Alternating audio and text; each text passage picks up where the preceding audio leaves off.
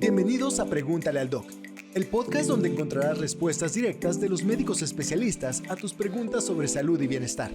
Prepárate para despejar tus dudas y descubrir el poder del conocimiento médico directamente de los expertos.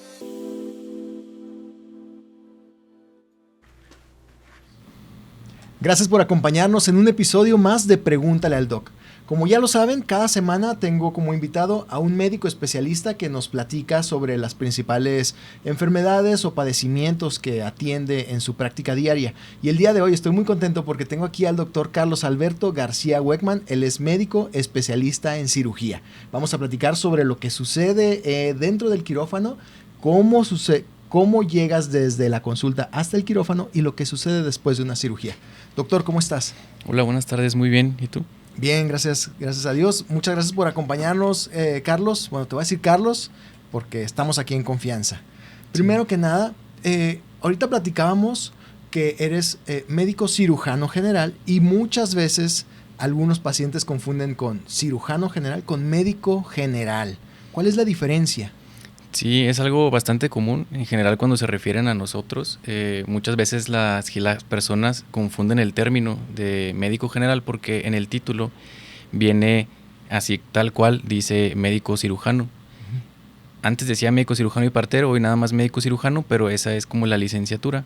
Ajá. Después de la licenciatura, nosotros hacemos un examen nacional donde competimos con alrededor de 80,000 personas. Eso fue al menos en mi año. 80,000, o sea, 80,000 es un número real, no es un número así como cuando dices, son como los aspirantes. Wow.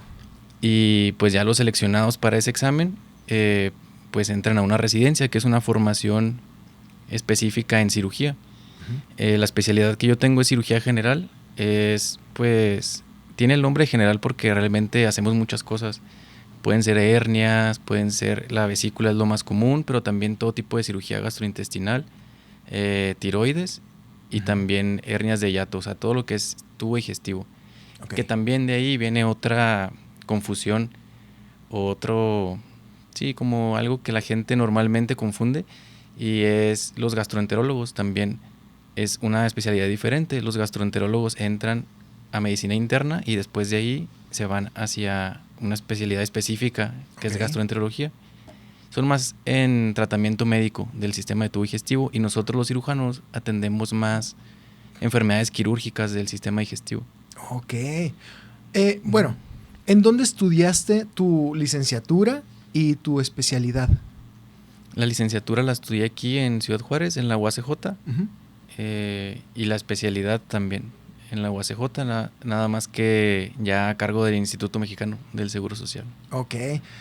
¿Qué fue lo que te llevó? ¿Por qué estudiaste medicina? Y luego, ¿por qué te decidiste a estudiar la especialidad en cirugía? Pues, desde muy chico siempre veía a mi hermano mayor. Él era estudiante de medicina y me acuerdo que siempre estaba ahí metido en su cuarto viendo sus libros. Entonces, lo que más me motivó realmente fue la curiosidad biológica de conocer el cuerpo humano. Okay. O sea, como que también en parte no me quería permitir el hecho de no conocer mi propio cuerpo. Uh-huh. Entonces, esa fue una de las principales motivaciones. Y ya respecto a cirugía, cuando acabé la licenciatura, la verdad es que en quirófano es donde más me la pasaba feliz. Ahí como que el tiempo se va más rápido, disfruto más el procedimiento. Después es que todo ha ido por pasos. Uh-huh. Pues sí, fue un grado de empatía hacia las personas y a quererlas ayudar, pero yo creo que eso surgió en el camino. Mientras estudiaba medicina, realmente entré por curiosidad a la ciencia y la empatía empezó después de que nació mi hijo. Ok. O sea, ahorita tienes un hijo, ¿cuántos años tiene? Tiene 3 años. Qué padre. Ok, bueno, ¿cómo es? Ahorita dijiste que compiten para la especialidad con 80,000 doctores más. ¿Cómo es para ti la presión de enfrentarte hacia un concurso a nivel nacional contra otros 80,000 doctores para quedar seleccionado dentro de una especialidad? Platícame eso, por favor. Pues es algo que desde que entramos a la carrera estamos muy conscientes. Sí, conscientes de que va a suceder al final, cuando lleguemos a ese punto. Y realmente, pues todos desde que entramos, de cierta manera nos estamos preparando para eso. para competir a nivel nacional, y sabemos que es muy complicado, pero yo creo que si encuentras una especialidad que te gusta mucho, pues empiezas a estudiar y te esfuerzas realmente con ganas de hacerlo. Ok. Y luego ya estando dentro de la especialidad, hemos escuchado un montón de historias de terror de cómo los doctores tratan a los residentes y de la presión que tienen adentro, de la explotación, del bullying, del abuso, del acoso. ¿Cómo es estar dentro de una residencia? ¿Qué tan difícil es? ¿Y cuál es el truco para pasar por ahí?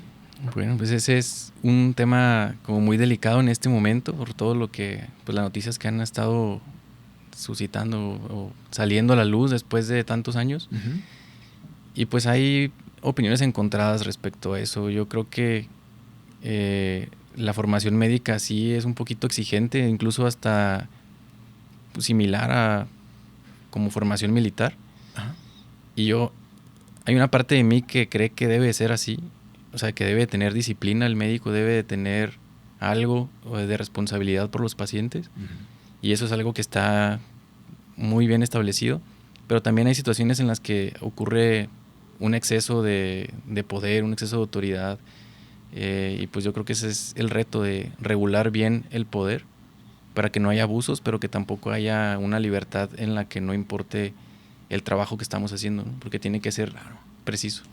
Claro. Y bueno, ya en tu práctica como especialista y como médico independiente, ¿cómo balanceas esa parte? Por un lado, la disciplina y el rigor y la seriedad, y por el otro lado, la empatía con los pacientes, la amabilidad que te caracteriza. ¿Cómo tienes ese balance entre lo profesional y lo personal? Como te comentaba ahorita hace rato, yo creo que la empatía nació con mi hijo y fue creciendo, o sea, exponencialmente. A lo mejor antes no es que no fuera empático, pero sí estaba más enfocado en lo médico, en lo clínico. Yo creo que a muchos de los médicos nos pasa, uh-huh, de que duramos tantos años estudiando algo y tan enfrascados en eso que a veces hasta, no sé, nos olvidamos de socializar, ¿no? De salir a fiestas, de tener contacto humano. Pero sí llega un punto en el que empiezas a convivir más. Uh-huh. A mí lo que me pasó con mi hijo, de que lo fui viendo cómo iba creciendo y empecé a querer o a tener esa necesidad. También creo que es normal por la edad. O sea, normalmente cuando somos muy jóvenes no comprendemos tanto eso, y conforme vamos creciendo en la vida, claro, nos damos cuenta ya de la importancia del contacto humano, de las personas, pues sí, de la familia, ¿no? De que quieres que el sistema realmente funcione. Sí. De que haya gente preparada y de que todos hagan bien su trabajo para que tu familia pues tenga también esa calidad de vida, ¿no? Y que todos lo tengan. Ok. Pues, no sé si sea mi percepción, pero yo pienso que los médicos, al estar expuestos a tantas experiencias y a tantas situaciones, tienen como que un nivel extra de madurez que a lo mejor algunas personas alcanzamos ya mucho tiempo después porque no tenemos el mismo estilo de vida. No sé si tenga la razón o hay algo de eso cierto. No sé si a ti te haya tocado vivir situaciones difíciles con tus pacientes o en cirugía o en tu residencia o en tu servicio, en tus prácticas con casos muy difíciles, y si hay alguno que recuerdes. Pues yo creo que sí, a todos nosotros en algún momento de nuestras carreras, pues, o de hecho en momentos muy jóvenes, ¿no? De nuestra carrera, desde que nos empezamos a introducir a los hospitales, estamos en contacto con la muerte y con momentos difíciles o enfermedades que a veces no tienen grandes soluciones. Ajá. Y estamos en contacto pues desde muy temprano con eso. Entonces al principio sí empieza como a afectarnos. Sí.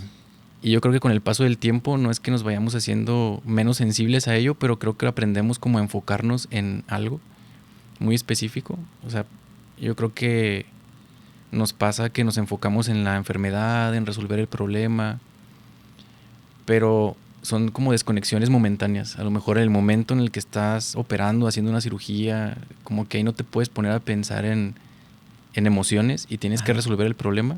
Y ya después, cuando termina el momento de acción de adrenalina, A lo mejor y ahí ya es cuando empiezas a platicar con los pacientes, acercarte, a ver qué necesitan, ya como un enfoque más emocional. Sí, Pero sí hay que aprender como a desconectar los momentos.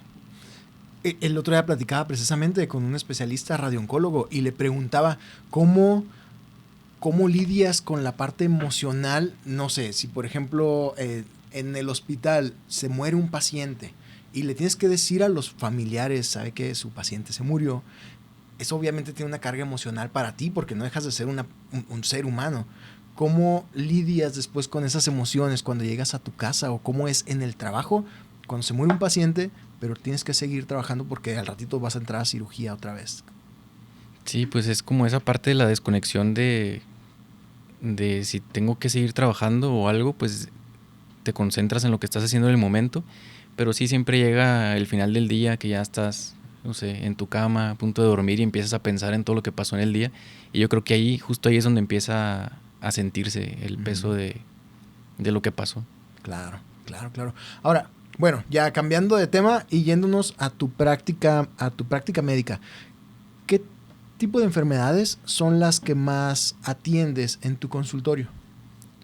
Pues bueno, como decía, los cirujanos generales atendemos principalmente la vesícula, problemas de hernias, que son defectos de la pared abdominal. Yo siempre les explico a los pacientes las hernias. Para quienes no sepan el término, pues es como un defecto de la pared. Tenemos como un corset que contiene todo el abdomen, los intestinos y todos los órganos, y ahí se hace como un agujerito. Y por ahí se empieza a salir ya sea un intestino, grasita, algo que tengamos adentro. Entonces cuando se nos sale algo que no debería estar afuera, ya es una hernia. Y nosotros nos dedicamos a eso, a reparar todo tipo de bolitas que aparecen en donde no deberían estar. Sí. También pues todo lo del sistema gastrointestinal, ya sea enfermedad diverticular, hernias de hiato que provocan, no sé, reflujo gastroesofágico o algunas otras molestias aquí. Heridas graves, heridas infectadas, también en extremidades, bolitas de grasa, tiroides. Ok. ¿Y hay algún procedimiento específico que a ti te guste más atender? Yo creo que es que todos tienen como que su gracia, y también me gusta mucho operar todas estas enfermedades, pero lo que más hacemos normalmente, más bien por frecuencia, es la vesícula biliar. Ajá. Eso es lo que más hacemos los cirujanos generales. Y las hernias. Ajá. Okay. Y las hernias. Okay. ¿Y apendicitis? Apendicitis también en cirugía de urgencia.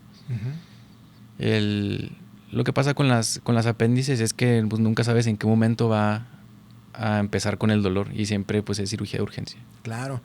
Doctor, ya que andamos acá tocando temas personales y de quirófano, ¿alguna vez se te ha muerto un paciente en el quirófano?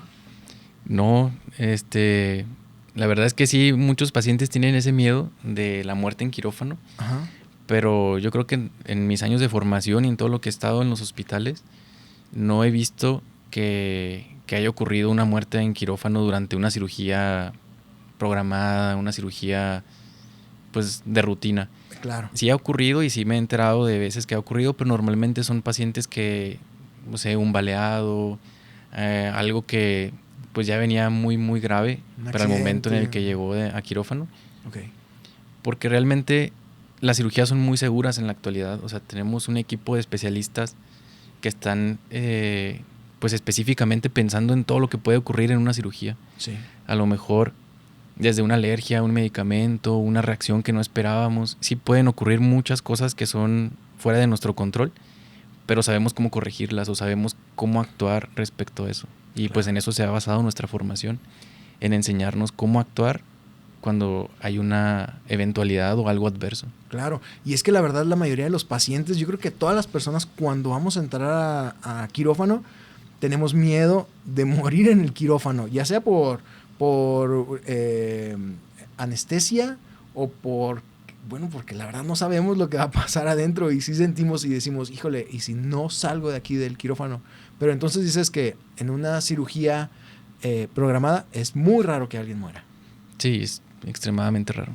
Ok, ¿cómo preparas a tu paciente antes de la cirugía para asegurarte de que no vas a tener una sorpresa así rara en el quirófano? Sí, yo creo que algo que siempre se debe de hacer en toda cirugía, o sea, no importa si es conmigo o con alguien más, en general, todas las cirugías llevan una preparación, llevan un sistema, lo ideal de nutrición, evitar el alcohol, evitar el tabaquismo, todo eso y algunos malos hábitos influyen mucho en el resultado de la cirugía. Por ejemplo, el tabaquismo afecta mucho la producción de colágeno. Okay. Y el colágeno es lo que nos va a ayudar a que las heridas cierren. Entonces, las personas que fuman y se van a operar tienen alto riesgo de que la herida tarde en cerrar, de que tenga alguna complicación, a lo mejor que se infecte. Igual, enfermedades como diabetes e hipertensión complican mucho todo el proceso. Entonces, lo primero que hay que hacer es controlar las enfermedades. Si es que tiene diabetes, presión alta, que estén bien controladas. Claro. Evitar los malos hábitos. Si hay que mejorar la nutrición, se mejora la nutrición para que al momento de llegar a la cirugía esté en el mejor punto, en el mejor momento físicamente, para que los resultados sean mejores. Ok. Por ejemplo, bueno, no sé, todos los casos son diferentes, obviamente, y como dijiste ahorita, o sea, si llega una apendicitis, pues es de urgencia y vámonos directo, no importa si eres hipertenso, diabético, fumador y alcohólico, vas directo al quirófano. Pero, ¿en qué tipo de procedimientos sí puedes llevar ese control y decirle al paciente, ¿sabes qué? Tenemos que cambiar estos hábitos, come mejor, deja de fumar para que te prepares porque vamos a tener tu cirugía? ¿En qué casos aplica? Pues yo creo que en todos los casos que se va a hacer una cirugía es lo ideal, okay. Pero en los que más adquiere importancia, por ejemplo, es las hernias. O sea, las hernias son un defecto de la pared. La pared está hecha de colágeno. Si estás fumando y estás evitando que produzcas colágeno, pues es todavía más grave. Y más en los casos en los que se pone una prótesis como una malla. Ajá. O sea, lo que esperamos nosotros es que esa malla se llene de colágeno y que refuerce una zona, además de funcionar como un simple parche, que se refuerce y se rellene con pues el cemento que tenemos nosotros, que es nuestro colágeno. Okay. Entonces necesita estar bien nutrido para que eso salga mejor o de la mejor manera posible. Entonces, por si las dudas, todo el mundo, bueno, pues todas las recomendaciones que siempre hacen los doctores, ¿verdad? Coma bien, no fume, no tome ejercicio, no sé qué recomendaciones deberíamos tener todos para estar preparados en caso de una emergencia o algo así. De hecho, pues en los últimos años, a lo mejor los últimos 3, 4 años, he estado pensando mucho en cómo podemos automatizar o llevar a cabo esa preparación quirúrgica de una manera pues fácil para el paciente, porque todos lo sabemos o todos leemos esto de que es muy importante, pero cómo podemos ayudar a los pacientes a que cumplan con esos objetivos, porque realmente eso no está en nuestras manos, ¿no? Está un poquito compartida la responsabilidad, no es la parte que tienen que cumplir los pacientes para que les vaya bien. Entonces, en mi consulta diseñé un método para poder llevarlos de la mano durante todo el camino, que es como si yo fuera un guía de montaña que te lleva por un camino. Okay. Entonces yo lo veo como esta metáfora de que ellos no conocen el quirófano, no conocen lo que vamos a hacer, la cirugía, cómo va a ser la experiencia de una cirugía. Mucha gente no ha sido operada ninguna vez. Claro. Y es estas personas las que más tienen miedo a operarse. Entonces, cuando llegan conmigo a la consulta les explico detalladamente qué es lo que va a suceder, qué exámenes le voy a pedir, cuál es la valoración que requiere para llegar al punto óptimo en el que ya está listo para la cirugía. Okay. Entonces es como un acompañamiento de la mano en ese camino y se les dan guías, se le da una guía de camino, una guía de viaje, okay, sí, de todo lo que requiere específicamente mi paciente para estar en el punto máximo antes de la cirugía. Y una vez que llega a la cirugía, pues eso ya depende de mí, realizo el procedimiento y después de eso empieza el acompañamiento del descenso, ¿no? De la montaña. Después de la cirugía. Que es la recuperación. Okay. Que muchas veces las personas creen que ya por estar operados ya terminó su trabajo o ya terminó todo. Y continuamos nada más con medicamentos y así, pero que ya no hay nada que hacer. Y realmente hay muchas cosas que están demostradas que pueden ayudar y que pueden mejorar la recuperación del paciente y los resultados finales. ¿Cómo qué? ¿Qué podría yo hacer ahorita que no me van a operar? ¿Qué puedo hacer para que cuando me operen poder recuperarme más rápido? O sea, esto, lo que mencionamos ahorita de los hábitos, de la nutrición, esa es la preparación prequirúrgica. Y posquirúrgica, pues seguir las indicaciones específicas. La alimentación, qué comidas sí, qué comidas no, la limpieza de la herida. A lo mejor no se gasta tanto tiempo normalmente en explicarles cómo se deben de limpiar la herida, cómo se debe de atender. Pero es justo lo que quiero cambiar. Okay. Que tengan claro cuáles son los cuidados posquirúrgicos, cuáles son lo que tienen que hacer especial para que a ellos en específico les vaya bien, porque no todos son iguales. A lo mejor, obviamente te di ahorita unas recomendaciones generales que aplican para la mayoría de las personas, sí, pero cada paciente tiene algo muy específico.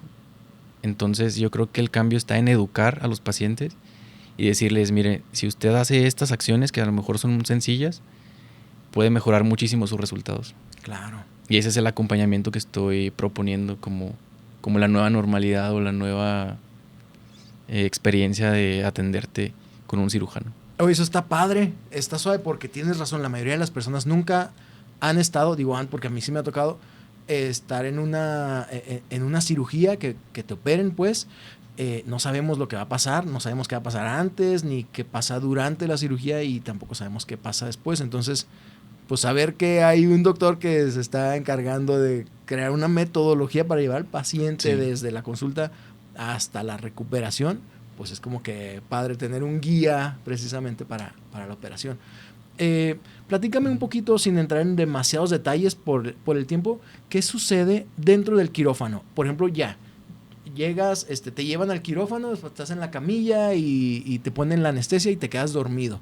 ¿Qué sucede ya una vez que estás en la mesa del quirófano dormido? ¿Qué hacen contigo? Pues normalmente... Haz de cuenta que es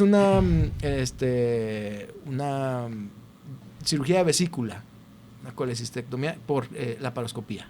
Ok, pues bueno, ya una vez que está el paciente en quirófano, pues antes de que empiece a dormir ya empieza todos los medicamentos, ¿no? de nuestros compañeros anestesiólogos, empiezan a dar el tratamiento. Y una vez que está dormido, pues se puede optar nada más por estar anestesiado de la cintura para abajo o de las costillas para abajo, que es nada más el área que vamos a trabajar, o totalmente dormido. Ok. Eso ya requeriría de ventilación por el tubo, ¿no? Eso lo determina el anestesiólogo. Pero eso depende de cada paciente y lo determina el anestesiólogo. Muy bien. Y luego te ponen vendas en las piernas, ¿no? Y te ponen una sonda. ¿Qué se hace? Pues normalmente todos los pacientes que van a entrar a quirófano ya llevan con su vendaje. Esto es como medidas de protección para evitar los coágulos, Es que hay como que ciertas complicaciones que son las más comunes, y lo más común que debemos evitar es que haya un coágulo y que ese coágulo viaje y provoque alguna complicación. Ya sea que pues se tape alguna arterita chiquita. Entonces, esas vendas previenen con la compresión de que no se quede la sangre ahí estancada y que no se vaya a coagular. Ajá. Entonces, todo está pensado para prevenir las complicaciones, y si llegaran a ocurrir, pues ya tenemos los protocolos listos para resolver las complicaciones. Ok.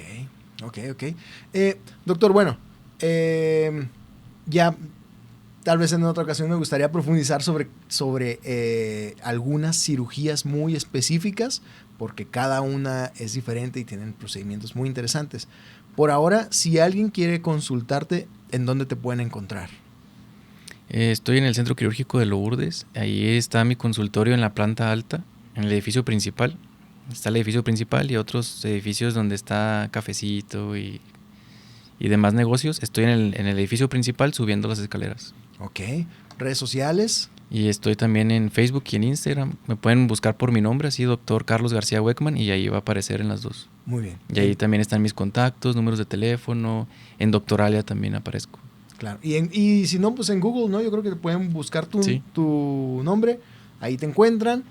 Para cualquier persona que necesite un cirujano, pues vayan con el doctor Carlos García Weckman en Ciudad Juárez y en El Paso. También pueden venir para acá. Sí, pueden venir de las dos ciudades, y pues ahí estamos en el centro quirúrgico. Ok. Doctor, pues muchas gracias por acompañarnos. Hay muchas cosas que se quedan sin platicar, pero la puerta está abierta para que vengas a platicar cuando sea. Me gustaría que después hiciéramos como te digo, a lo mejor un episodio sobre algunas procedimientos específicos. Y por lo pronto, pues te agradezco mucho que hayas venido a platicar con nosotros de cosas así tan personales y tan específicas también que estuviste dispuesto a platicar. Muchas gracias por la invitación. Muchas gracias. Y bueno, y pues a todos ustedes, a todas las personas que nos ven, les recuerdo, síganos en nuestras redes sociales, Pregúntale al Doc Podcast, suscríbanse a este canal, estamos en todos lados, en Spotify, en TikTok, en Instagram, en todos lados, y comparten este episodio, etiqueten a sus amigos y háganselo llegar a todas las personas que crean que les pueda interesar. Muchas gracias y nos vemos en el siguiente episodio.